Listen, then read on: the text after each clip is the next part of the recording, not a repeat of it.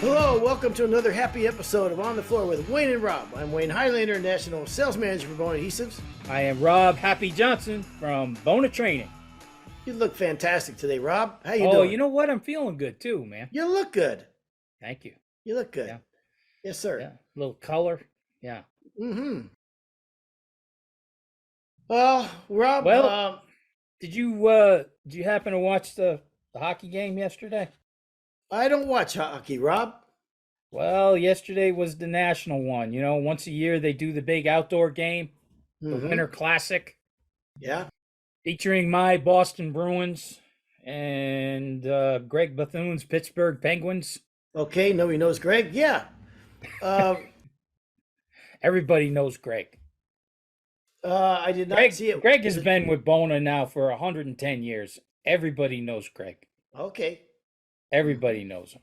All right. How was it? Was it a good game?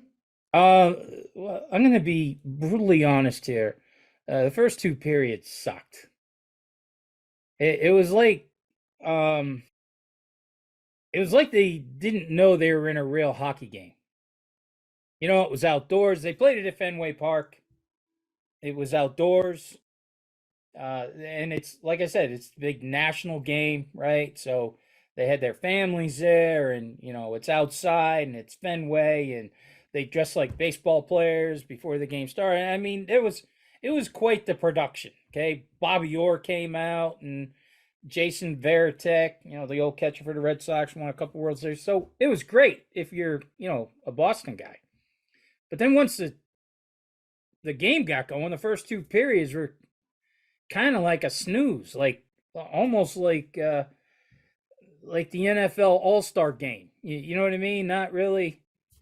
But then the third period, the Bruins were down by a goal. It was 1-0, start of the third period. And both teams woke up and said, oh, this is a hockey game. And the last period was great. If they didn't come back in the last period, man, that game could have been a snooze fest. But the last period was a real hockey game, good. And, of course, the Bruins are just having an amazing year. They won yesterday, but they've been setting records all year long for win. They still haven't lost a regulation game at home. Yeah. I mean, hockey starts in October. Wow. That's incredible. You got 3 full months, and you haven't lost a regular time game yet. I think they've only lost 4 games all year. Anyways, what I'm driving at, because today's podcast is about staying happy, being positive. I was talking to my brother the other day, me and Pete, and my brother, Billy Kennedy, we all went out to breakfast. You know, something we do every New Year's or Christmas Eve, day before. And we were talking about this year's Bruin team. It reminded me of the 04 Red Sox team.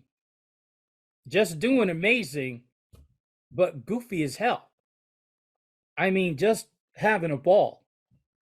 At the end of every game, the two goaltenders go out and hug each other. You know, the goalie, the starter, and the backup goalie. Yeah. They do this big thing where they go out and hug, and I've never seen a happier team in my life. I mean, they are incredible. It's hysterical, okay? Mm-hmm.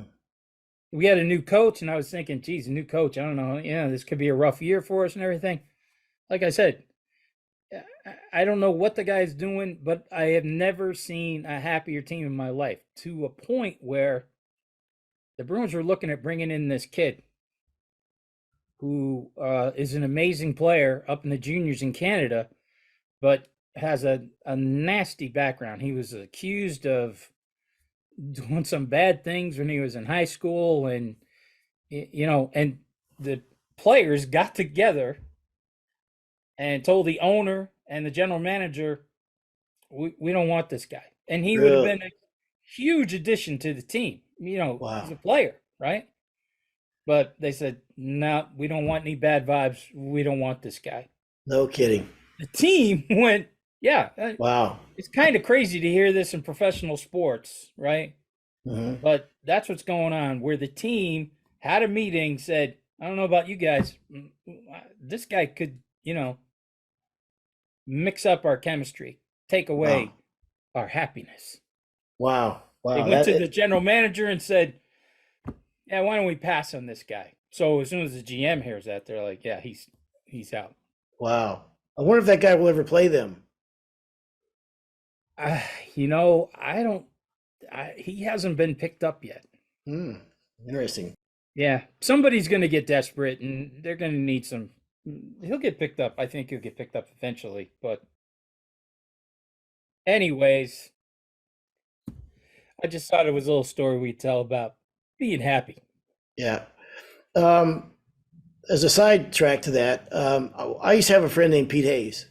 He was about 15 years older than us, my brothers and I, right? And he used to tell us he had a girlfriend named Linda, okay? And he'd show a picture of his girlfriend named Linda, who was very attractive.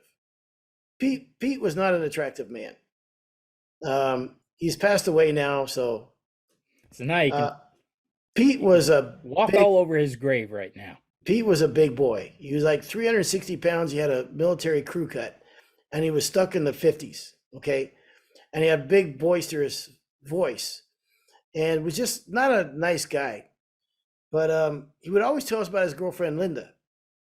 And not one of us has ever seen Linda, ever. The reason why...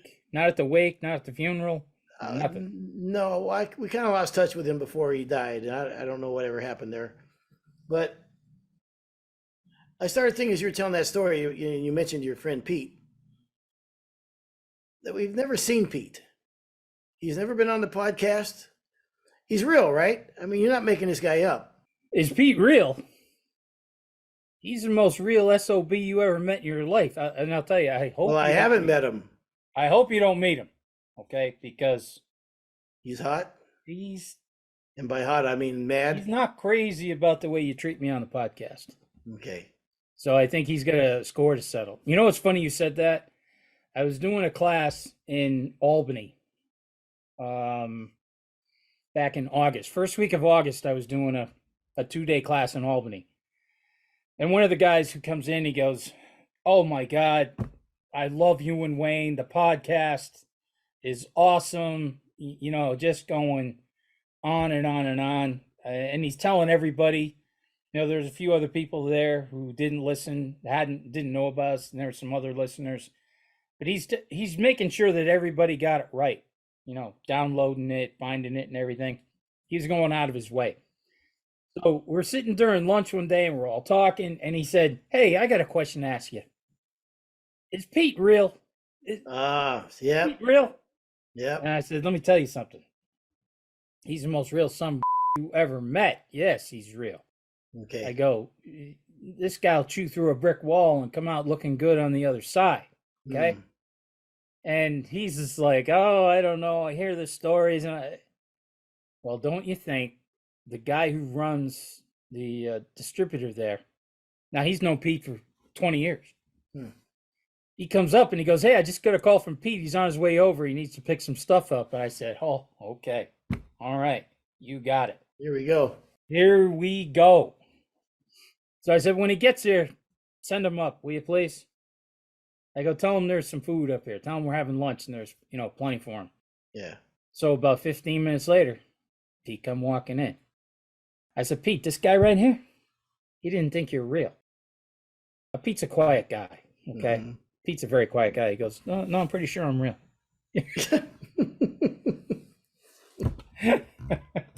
All right, so it's not just me then. It's not just you. No. All right. You know what? It's 2023. Maybe we will have him on the show. Okay? You should. Yeah. Maybe. Now. You owe him any money or anything? No. Okay. No.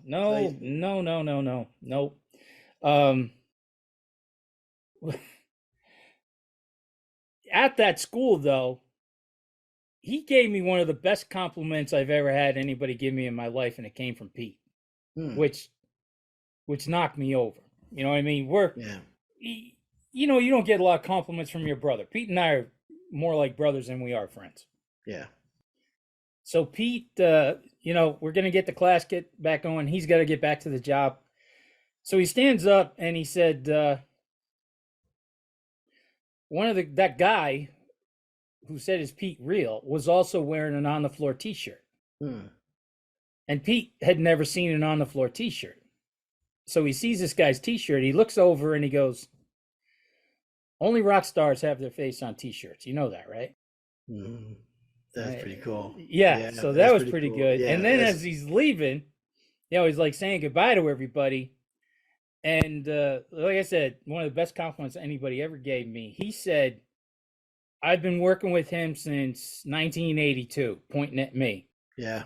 And we never had anything break down that he couldn't take care of. I'll be darned. That's cool. Yeah. Yeah. So that's out pretty of all, cool. I mean, yeah. That that's pretty good. That was the best compliment I think anybody ever gave me. Yeah. Nice. And I was thinking about it, and I'm like, you know what? He's right. I truly am amazing. I am. Yeah. Well, this guy Pete Hayes used to say stuff like that about Linda. Oh, she says that's so nice, and this, that, and the other, and everything. Oh, she did this. She came over and cooked dinner and everything. And so until I see Pete, I'll just take it for what it is. All right. So this episode is well, about you know what? You might see him. Mm-hmm. You might see him this year sometime because not only does he do floors, but he works at the post office too, full time. I've said that a million times. And like I said, we were out to breakfast the other day, and he said, "Yep, 4 months, and I'm done." He's retiring. He's retiring, and so now it'll be all floors all the time. All right. So I said, "Man, if you're going to retire, I got plenty of points. You should, fly out with me to some of the schools." Yeah, there you go. So there you go. You just might.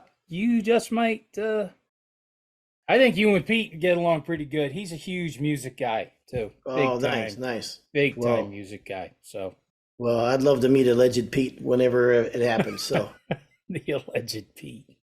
All right. So creating a happy work environment. Okay, you talked about Boston Bruins having an amazing season, and they didn't want someone on because he wasn't nice. He wasn't nice. He was kind of a bad dude. Okay. Yeah. So what else you want to say about being happy? I see that you say here when you say that happy people are not lazy people. In fact, happy people are more motivated to work. I've known some pretty happy lazy people. Well, I really have. This is I didn't read all the studies done on happiness. Okay. I just read this one Harvard study on happiness. This was a Harvard study. This is a Harvard study. And I'm not saying they're right or wrong, Okay. But these are some of the things that they said. Happy people tend not to be lazy. Okay. So, it's not going to be etched in stone. Yeah, okay, I got you. They tend not to be lazy. These studies, you know how studies are. They're all percentages. Yeah, there's always an outlier here and there. Yeah. Are you a happy person? I can be. You seem like a happy person. I am a happy person. You seem like a happy person. Yeah, I am. I am. Okay. A happy person. Are you a hard worker? Yes. You have to ask me that. There you go. So you fit right into this study. Okay. Now, if you want to go out of your way to bang holes in all this, yeah, that could be fun too. No, I kind of, I get their point, but I have seen a lot of lazy people that were happy. Just as I'd almost say. So you looked right at me and cleared your throat. Yeah. Well, no, I know better than that, man. I would never say that about you. Not to my face. Not to your face, no. Right. You wait till I get up from the table. Yes. You see that guy right there? He's really lazy. Like I said, I went out to breakfast with the boys the other day. I got up to go to the bathroom. I came back. When I sat down, boy, it was quiet. So I go, "So what were you saying about me?" Mm-hmm. Well, what'd you say about me? Everything's silent. And Billy says, "Well, never to leave first. You know the rule." Well, yeah, absolutely. I was like, wow, I was just going to the bathroom. I thought for sure. Yeah. So Yeah. I get it. Yeah, don't get up from the table first. Mm-hmm. Wayne, in today's social climate, we have been bombarded with negativity, politics, wars, inflation, COVID, protests, etc. We are surrounded a toxic stew of negativity. It can feel wrong to promote happiness in this climate, but happiness is not selfish. I kind of wrote that one down. I like that. That that got me a little bit. Like, yeah, you're right. When you ever come across somebody that's really, really happy, that you walks in the room and whatever, or she walks in the room, and they're just they exude happiness and they're nice and they're polite, it elevates everybody in the room, right? Unless you're just a complete a-hole. Um, it really does. It does one of two things. It either makes them mad, or it really elevates the whole room and makes everybody happy. A positive, like you said, that guy in the locker room. I absolutely have seen somebody just drag the whole team down before just because of the attitude and the negativity. So 100%, I believe that. I mean, you get around someone that's like that, it's contagious. And we all know those guys. They're just super happy people, and they're just a joy to be around. Man, you can't, put on paper what that's worth, but it is worth a lot. So absolutely, I believe in that. Well, I think it also has an effect on business. I mean, as I was, getting deeper into this article, I'd like this one right away. It said, happy people engage with the world. Less happy people tend to be more inward and become preoccupied with issues. So yeah, you're talking about the world, but I replaced the word world with customers. Yeah. I Well, I want I want anybody working for me or with me, I want them to be happy engaging with customers. Not crazy engagement now. Because I yeah. have heard some, doing the trainings and everything, I have heard some amazingly Yeah. funny stories about people who over engage Yeah. the customers. Yeah. Yeah. Oh, yeah. So Well, maybe uh, pull it back a little bit. along with this, I really like curious people, and I think curious people are great to be around. And because they're always, and that actually was when people get older, they stop being curious. And that's the thing about when you're a novice versus an expert. An expert has very few options in life. I mean, he's ruled out everything except for what he knows exactly what is going to work. And sometimes you can stop being curious. I think curious people are always looking for other angles, or they're interested in other people. They want to know. And we've all seen people too that also it's all about them. I mean, and everything. How does it affect me, and how does it relate to me, and blah blah blah. But I like people that ask questions, that are curious of the world around them. And I think if when people stop being curious, it also is not good. I think you have to always be curious, and actually it's big in sales, by the way. You always want to know, how can it be different? How can let me look at something that I wasn't maybe looking at, let me learn something I didn't know before. When you get those mechanics that have been we talk about it all the time, you've been in the trade for 20 years, but you've been doing the same thing the same way for 20 years. And maybe, they just don't have the curiosity to go outside that comfort zone. I think that's a big part of it. And I know we're talking about happiness or whatever, but I think that's a quality that is very important as well. I'll just put that out there. There you go. Okay, so here's some more stuff I got from this Harvard study. Now, what this Harvard study did was they went to a hospital during the pandemic and they started this whole happiness thing. And what they did was they had the hospital promoting ways to get their employees to become happy. Mhm. Okay. And we'll talk about that a little bit later. But here's what they got with the feedback from happy employees. You ready for this one? Yes, sir. 50% less burnout. Now, these are Mhm. people that are taking care of COVID patients. Yeah. The happy people, 50% less burnout, 20% increase in optimism. highest ever increase in social connections and a dramatic increase, and this one blew me away, a dramatic increase in patient safety. Yeah. I'm Yeah. glad you choked on that one too, because I read that one. Yeah. I was like, holy crap. What do you mean patient safety? What the You, hell's going on with pissed off people? you see a grumpy nurse come in the room, you wanna hit that bell. Yeah, give me somebody else. No, I'm good. I'm good. You saw in prisons and as well as hospitals and old folk centers when they bring in cats to the room, and how much that just changes everything, changes their whole outlook, changes. I mean, going from a mean prison guy to just very much a happier, more content person with having the animals in the around them. So I believe in it 100%. Speaking of speaking of cats, Uh-oh. I've got my older cat is a sweetheart. I mean, he's a guy. He's a great cat. We have the younger cat now. Well, the older, when cats are very clean animals. In our house we have at least 4 litter bath, or what do you call litter boxes. Box. Yeah, where they go to the bathroom. And I know people say that, oh yeah, you can come in our house, you'd never even know I have an animal. Like my sister-in-law will say that, but you walk in her house, boom, you smell dogs right away. You know what I mean?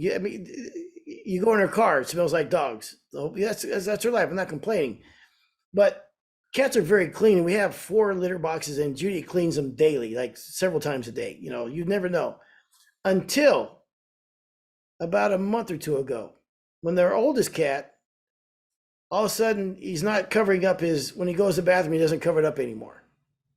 Okay, he leaves it there. Now that's not like cats to do that, because cats always cover up when they go to the bathroom, they cover it up, right? So we're like, I had no idea they did that. yes. So a cat goes to the bathroom in the box. They always, 100%, always. Cats always, yes, they dig and cover it. Yes, I mean they're clean animals, and you want them to do that, by the way, because of the odor and stuff like that. Right. But our cat now, the older cat, about the last 2 months doesn't cover it up anymore. So we're thinking, well, why did he change his behavior? What's the deal with that? So Judy started researching it, and it's a sign of dominance. Is why they do that, and I think it's because him and that younger cat. So I started thinking about it. I'm not going to flush the toilet anymore. I was just gonna say, damn, I wanted to do that joke. Right. I was just gonna say, so you stop flushing the toilet. Absolutely. You don't flush anymore. As a sign of dominance. Not at home. Dominance. At home, of course I would. But I'm gonna try that for a while. You're a gem. How come they don't make they don't make boxes for dogs? Oh, they're too big. Why is it only cats get to do that? Well, the little dogs they do. But I don't like little dogs. Little small dogs. I like them. I mean, I wouldn't want one. Don't be insulting. I know. Don't be insulting the little dogs, okay? You're gonna make my daughter cry. Uh-oh. We had to take care of I'm gonna send a picture to you guys too. I beg her every year to put this dog in the ugliest dog contest in the world, because she got a shot at top 10. This dog. He's ugly, huh? Dottie is an ugly girl. Yeah, ugly. Even the place where I got her, the rescue place. Yeah. Even they were shocked that we took her. They're like, wow. yeah, nobody takes the old ones. Yeah. Right. There's a lot to be said for that, man. That's why, man, anybody that has a chance to pick a dog from one of those places, man, if you pick an old dog, you'll never have a more grateful critter in your life around you.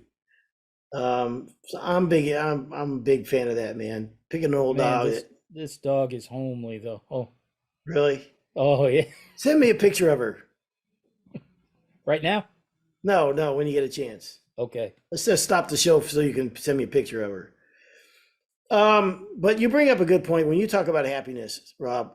It translates to if you got when in the work environment, it's critically important that you have that that harmony on the job site and people are getting along. And I think a lot of this goes to communication. A lot of people that aren't happy, that feel like they're not being heard, you know what I mean, or their needs are not getting met. We had Sprig Lynn on and Steve, last name escapes me, I apologize, but they were talking about keeping the employees happy or whatever, and it is very important. And if you have a guy that you can tell when a guy's not happy, right? Well, it's pretty obvious if you got him scraping corners for 3 weeks consecutively on jobs and doing and scraping risers. It might have a reason not to be happy. Yeah. But if you start realizing the guy's not happy on a job, whatever, and it could be something going on at home, it may not be work related at all. But I think getting that out and venting and discussing that is really, really important. That study I was talking about, the management at that hospital went nuts when they found out how this all worked out. And they really, their approach now is, we need to find a way to harness the power of this because it made such a difference. Those are shocking numbers. I mean, really shocking numbers. Those numbers blew me away. I'm not, I'm not big into stuff like this, but man, those numbers just said a ton. They also did this with MetLife, right? The people who MetLife insurance and everything. Yeah.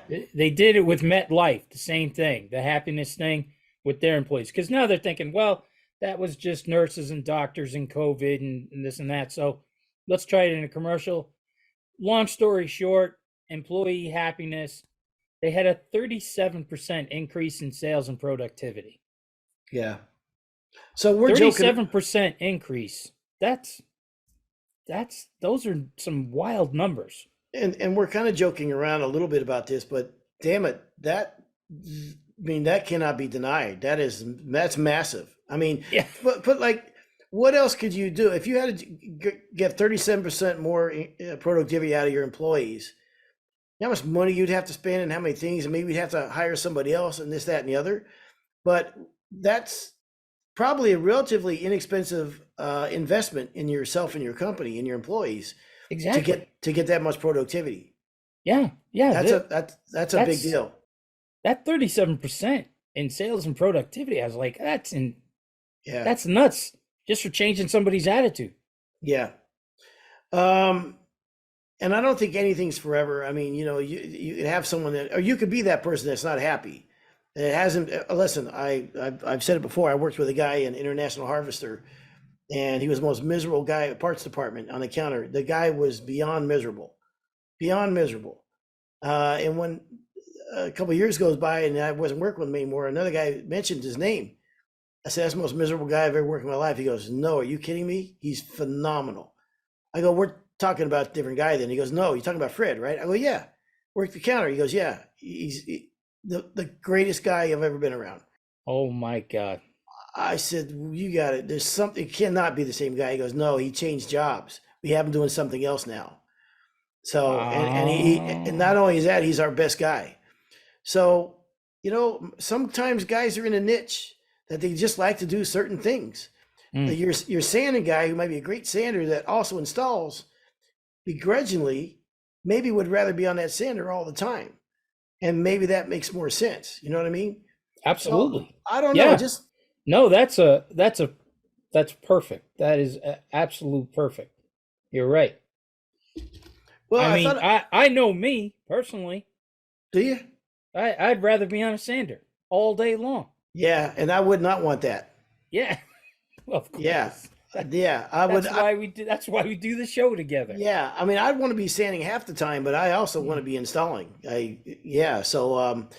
It's just you're talking about these are some big numbers you're throwing out, man. 37% of productivity is a massive number. Let me talk about a couple other benefits from happiness. Well, before you go any further, this thing was crazy. Yeah, hold on a second. 50% less burnout, 20% increase in optimism, highest ever increase in social connections, a dramatic increase in patient safety.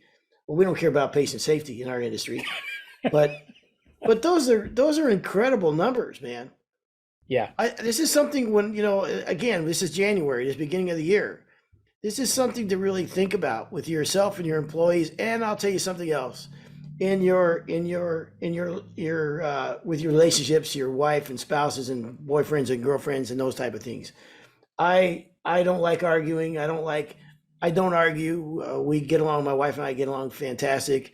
I've been around couples that's their lifestyle, and I don't even want to be around it, man. I don't want to see it. Don't want to be around it. I don't have time for it. So I think that a few small changes, and as you get older, it's harder to change, as they say.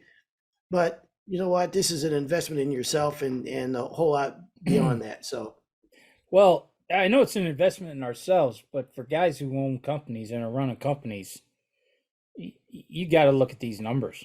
I mean, the yeah, productivity numbers, the yeah. optimism numbers. Hmm. I mean, all that is gonna. I mean, one of the big things that's facing everybody now in this business is employee retention, getting them and holding them. And I'm going to tell you something. One of the easiest ways to turn a guy's attitude around is to recognize their hard work. I don't care who you are. Everybody wants an attaboy once in a while. You know what I mean? There's Uh, there's a bullet on that one. yeah. We're coming down to that one. Oh, okay. See how Yeah, I'm so tuned yeah, in? you're way ahead of this. Okay. Yeah, Go that's because ahead. you're a happy guy. Yes. Couple quick other happy benefits of being happy. Your memory improves. You're more creative. Your problem solving triples, which I love that one. Your intelligence rises. You live longer. Your symptoms are less acute, and social bonds are deeper for happy people. Yeah. Okay. Here's a good illustration of that. I just thought of this. This is the genius of me. Um, has anybody Wait, ever wait. The genius of you. Has anybody ever really, really ticked you off on a job? Like I'm not quite fighting, but close to it. Like a electrician did something, or somebody said something, or what have you. I hate to say it out loud. Yeah, my brother. Okay, there you go. My brother. Now, And I've done it to him. He could say the exact same thing. Yeah. yes, okay. Robbie. So Yeah. at that point, after that happens, how hard is it now to concentrate on the job at hand? Where's your mind at? It ain't on the Killing him. job. Right. No, you're right. Well, Yeah. even road rage. I've read stories about people get upset driving down the road, and have a road rage incident. Now you're not thinking. Now you're so focused on that you can't think about nothing else. You know what I mean? So I think that this is bigger than it's a episode on happiness, but it's bigger than that.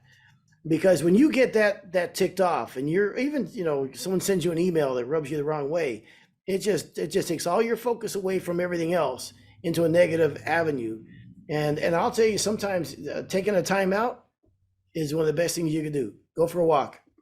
You know what? And how many times you're cutting a very difficult cutting something in around a border, whatever, very difficult, and you try it, that's not quite there. You do another one, the cut's just quite not there. I'm only this never happened to me, but I'm assuming it's happened to you before. But and then you just, for whatever reason, you're just stuck on it. But have you ever set it down and walk away and come back, and how easy it is when you do it another time, because you're not hot anymore, you're not upset about it. You know what I mean? Mm-hmm. So I think these are life skills that really help. See, it's those little comments that you make about me that Peter feeds on. Okay. Well, it makes me happy. and, You want me to be happy, don't you? and you remember, Pete's a hockey player. He's a fighter. Yeah. Okay. He can throw. Allegedly. Okay. I'm Okay. quick. All right. All right. Let's talk about tips on Hips? building happiness habits. I thought you said hips. Tips. Okay, tips. TIPS. Okay. Tips Okay. on Tips. building those happiness habits. Okay. And there you go, right off the bat. Personal health, eating, exercise. Most importantly, though, in this study was sleep. And something I learned about this sleeping, it's not just getting your 8 hours. Mm-hmm. It's the lead up to it. They said that you should have like a little bit of a winding down period get some momentum in a winding down period and then go to bed and then get your 8 hours, rather than, like, say, banging out emails all night long and then, jumping in the sack. They said that you should have like a cool down period, a winding down period. I don't know if I've ever done that. I don't even know what that looks like, but I'll try it. I'll try whatever. When I was younger, I needed a lot more sleep than I do now. And I remember like you doing floors and you go to bed 10, 11 o'clock at night, whatever. You wake up and you're exhausted. You're tired. Like it's hard to wake up in the morning. You're driving to work and you're tired. As I've gotten older, I don't need as much sleep. Well, I probably do, but I don't sleep as much, but I feel fine when I wake up. You know what I mean? I'm ready to go. And that's happening later in life. And I'm sure part of that is because when you're doing floors, it's a very physical job and you're working your butt off. I mean, it's a hard job. You're going to get tired. Your body needs a rest, but your body does need that rest. And even for a young kid, man, it's important to get that sleep. So I agree with you on that. You have a routine though, or you just go to bed whenever? I'm pretty much in a routine. Yeah. All right. Next one. Social connections. And when I first read social connections, I'm like, social connections? What the hell is that? Social connections is exactly what I started the show with. The team, the crew. This is going to be tough. We got a lot of guys out who listen to the show, I know, that work alone. So this is going to be a tough one. And what the example they used is if you're about to climb a mountain. If you're climbing it by yourself, when there's somebody standing next to you that, you're both going to climb that mountain, the mountain looks 20% easier to do when you're with the team. But like they said, it's called social connections, but the social support really matters.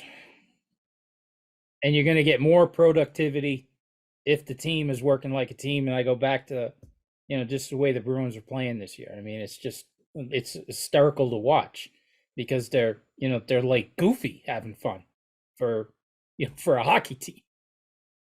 I watched a basketball game over the Christmas break. I went to a basketball tournament and some of the best top 10 teams around the country. And this one team was getting lit up. I mean, right off the bat, the other team jumped on them, and it was like a 19-6 lead.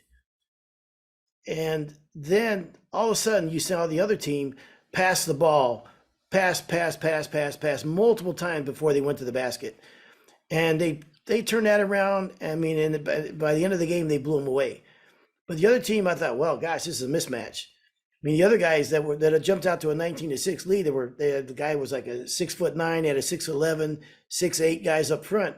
The other guys didn't have that size. So I thought, well, I guess this is going to be a mismatch. But then when you saw them pass the ball, and working, you could feel the energy of them turn around as working as a team and stop being selfish, and they won the game. But that to me is no different than when you have a team of guys working together. And I said this term many times before, is false hustle. I hate seeing false hustle, where right now the job is to scrape the corners or scrape the risers. It's not picking up stuff off the floor. It's not doing rounding, taking the cords and winding the cords up. No, that's not the job. The job right now is get your butt in that corner. I want to see elbows and my father-in-law used to say, and get that done. And when you have that kind of where you trust each other, that this guy's working as hard as me, I'm working, you know what I mean? Everybody's in it together. Then it goes so much faster, so much better. Absolutely. Yeah. Absolutely. This next bullet, this is just what you were touching on before. Understanding your own and other people's needs when building happiness on the team. It's not a one size fits all. And I know that we've talked about this many times. Some people are driven by different things. Okay. Yeah. Some people are money driven. Some people are driven by goals. Um, me personally, and I told this to Bill Price when I first got hired at Bona. I go, man, you slap me on the back every once in a while, tell me I'm doing a great job. I'll give you another 100 miles, man. I mean, money's nice and all that thing, but I like accolades, and just like you said, sometimes there's some people that's what they respond to, a good attaboy or something, but it's definitely not a one size fits all. One of the toughest things you can do is compromise, especially if when you're the boss, because this old attitude where we grew up is I'm the boss, it's my way or the highway, is a different game now. And we used to have an employee that would, if I'd say, hey, all right, we got to be at this job at 8 o'clock. This guy's not going to be there at 8 o'clock. He's going to be there at 8:30. Just what his routine is in the morning, whenever he stops for his coffee, but would drive me nuts. I had to let it go because when he got there, he was good. He was happy and he did his thing. But that's a compromise I had to make. All right, this guy is what he is. Or a guy on a machine might do something differently than me, but he's getting the job done. He's productive. The job is fine. Just let it go. So you have to find your spots. There's certain non-negotiables, obviously, but there's certain areas you got to let go. You got to let that guy. You got to give him some rope, and then trust that he's going to do the right thing by it. So I think it's tough too when you get older. It's tougher to compromise, especially when you grew up in an industry that was uncompromising. My foremans we had would talk to you like you're a dog. I mean, that's just the way it was. I mean, they talk to you like you were a dog. And the next guy, you don't want the job, there's the next guy in line. Get out. And do you even think about complaining? But it's a different game now. So that being able to compromise is just part of the game. But on the other hand, if you're on the other side of that, you have to recognize that it's a two-way street. You have to honor that and respect that. It's funny you said that. Bum and I helped him on a job not too long ago, and him and I, for years, had trouble working together. As he got older and more involved in it and learned more, and listen, I'm the first one to admit he is better at doing floors than I am. Okay, even Pete was saying it the other day. He goes, I went and looked at one of his stain jobs, and I couldn't believe. He said it looked like a pre-finished floor, but he's a perfectionist. And I was telling Pete, I go, when you retire and you might get back in the game a little bit and working with him, I said I found a brand new way to work with Bum, because for years, if he didn't like the way I was doing something, he did not mind saying, hey, do this, do that, and I was like, who the hell are you telling me? Right. So the last couple jobs him and I worked on, he had said something and I said, yeah, sure, go right ahead, do it. And I'll tell you, by just, not having an ego and not getting into, look, we're going to be putting sealer down. You're not going to see that. When you put sealer on it, you're a nut. No. Nope. And now our happy place is, I said to Pete, I go, let him do whatever the hell he wants. He does a good job. There's no taking it away from him. So it makes him happy. I'm happy. There's no battling and everything. Yeah. And I don't know if it's something that, I just realized as you get older, maybe I don't have to fight every fight that's out there now, Well, it's funny you should say that, because here's the other side of that. My father-in-law was a genius. I've never met he was a construction superintendent, and he was a legend. Anybody that knew of this company, they would always bring up his name. There was nobody like Tony O'Toole. And his son went to work for him as a carpenter, and his son's a bright guy. And they could not work together. It was comical to me if they were working in the house. If they're gonna lay tile in the bathroom, whatever. I mean, within 5 minutes, it was World War III. World War III. And they never resolved it their entire lives. They never got to a point where one would give. And I used to think, look, he's your dad, man. He's helping you. You're lucky you got this help. Or the old man, hey, he's your kid, man. He's trying to spread his wings too. But neither one of them ever compromised, and he never enjoyed working together. And it was a shame. No, and it was funny because I was laughing about it. I said to Bum at the end of the job, I go, "Hey, did you notice anything different?" And he goes, "Yeah, we got along pretty good, you know." And even he kind of picked up on it. And I said, "Yeah, you know why? Because I just let you do whatever the hell you want, There you go. and Yep. everything looks great, you know." Yeah. So, Mhm. um, we had talked in the last podcast about taking a look at the negatives, right? So you don't repeat the negatives from last year. But since this is a podcast on being happy and happiness, one of the things that I really liked when I read this was focusing on last year's positives. Because one of the things that, well, like I know, you're national adhesive sales manager. Right now, your number is at 0. Mhm.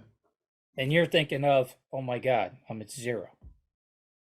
Where if you focus on the positives from last year, it's a quick start to the new year rather than feeling like we're starting at 0. Cataloging last year's accomplishments is going to help this year with some really good momentum and excitement building off of last year's positives. And I Yep. was like, wow, that makes a whole hell of a lot of sense. Yep. You're Oh, you still at know, 0. yeah. But here's the thing too, and people hear me say this a lot, but I really do wish people would pat themselves on the back more, and I really hope they realize, you know, how impressive it is to do this job, and especially these guys with longevity, been doing it for years and years. I really think it's important that you acknowledge that, and you find that in yourself and appreciate that about yourself.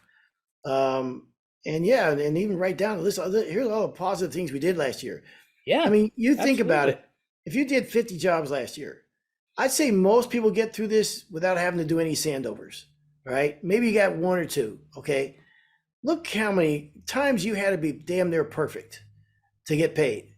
I mean, really, in this climate, man, I mean, customers are more aware than ever before. The standards seem to be more elevated. And you went into some people's houses and you got paid for doing this craft. I think it's amazing, and I hope people do. And I think that you get caught up in the game so much when you're doing it that you don't recognize it or acknowledge it when at the time. So I think that's a mistake that I made. But sometimes the journey, man, is like they say, is better than the destination.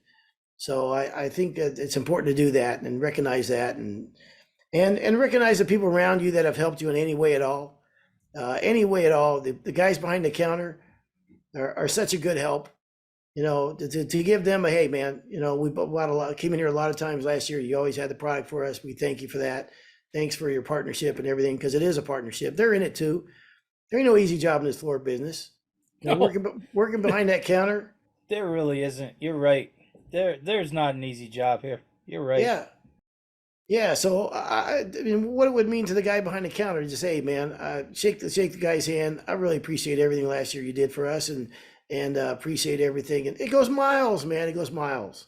So I'm not patting myself on the back, but it's little things, okay?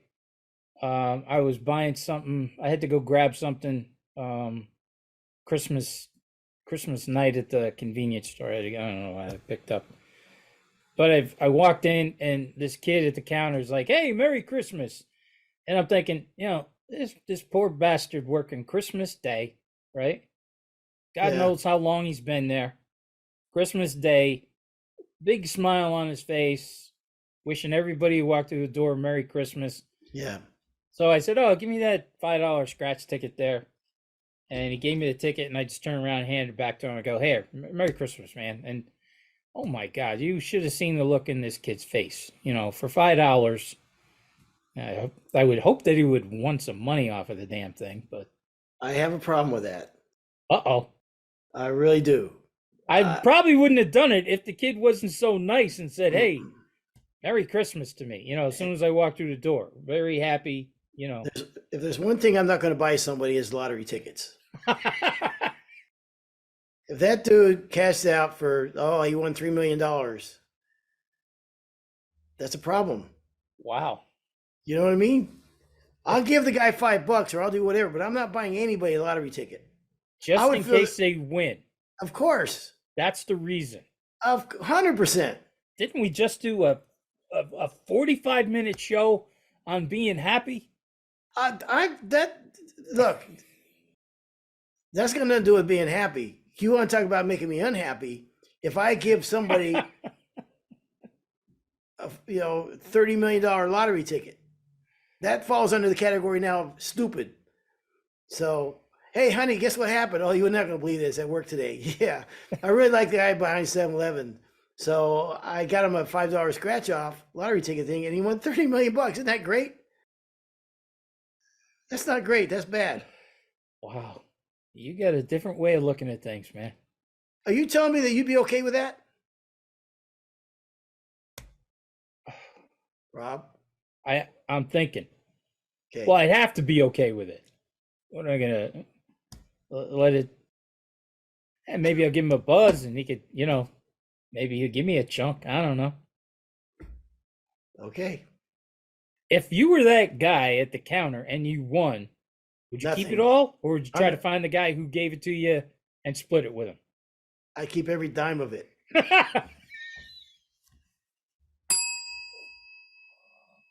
But you know what I would do? I'd buy him a $5 lottery ticket. Okay. I don't know what I'd do. I'm sure man, happiness is not a result. It's a choice that needs to be cultivated, buddy. Yep, we talked about that. I do. I think it's something. For some people, you have to work on it. Yeah, and it is a choice. I mean, you can be miserable or whatever. I mean, perception, is reality. They say you could be miserable or whatever, or you could just try to see the positive. And like you said, the guy working behind the counter probably makes a hell of a lot less money than you do, and he had a good attitude. So next time I don't know, buy him a muffin. Buy him anything but a ticket. Anything but a lottery ticket. I'm giving away. Yeah. All right. Okay. I will. Now you got me thinking like, oh, geez. Yeah. Go back to the guy. So look, but he's not there anymore. He cashed out and he moved to Miami. Yeah. There you go. Yeah. He's out of here. Mm-hmm. Okay, Rob, the good stuff. I really do think it's important because attitude is everything. If you look at the numbers you put out with those Harvard studies, it's shocking. And so blew me away, man. It absolutely blew me away. And it's everybody's business. It's everybody working there, the owners, yourself, and everything. I think it's a good time to start looking at it that way. So maybe on the way out, Chris can play that happy song by Pharrell. Yeah. Yes, sir. Yeah. I don't know if we have the rights to that. If we have, I don't think we can afford that. So we're going to do our usual happy song. Even